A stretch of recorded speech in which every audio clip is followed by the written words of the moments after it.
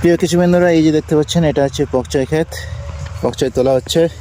এই যে কৃষক বন্ধু পকচাই শাক তুলছেন। দাদা একটাই কত গ্রাম হবে?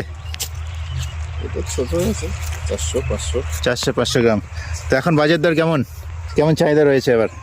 এখন তো সিজন টাইম না, আচ্ছা, সিজন টাইমে তো একটু দাম এখন কম নেই, 40 টাকা 50 টাকা। 40 টাকা 50 টাকা কেজি ধরে বিক্রি হচ্ছে। তবুও এখানে মোটামুটি তুলনামূলকভাবে ভালো।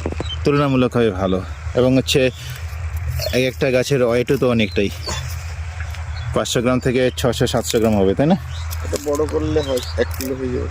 বড় করলে 1 কিলো হচ্ছে। আর যদি একটু তো আমি এখনো খাইনি, কি করে খেতে হবে পকচাই? বা অনেকেই খাইনি। এটা যেমন আমরা রাই শাকটা খাই, হ্যাঁ, রাই শাকের মতোই খেতে হবে। এই টমেটো দিলে স্বাদটা ভালো।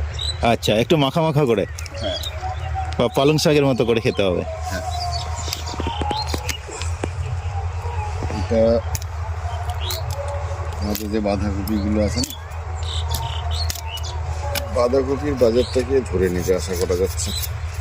আগের থেকে এর চাহিদা অনেক বেড়েছে। আচ্ছা।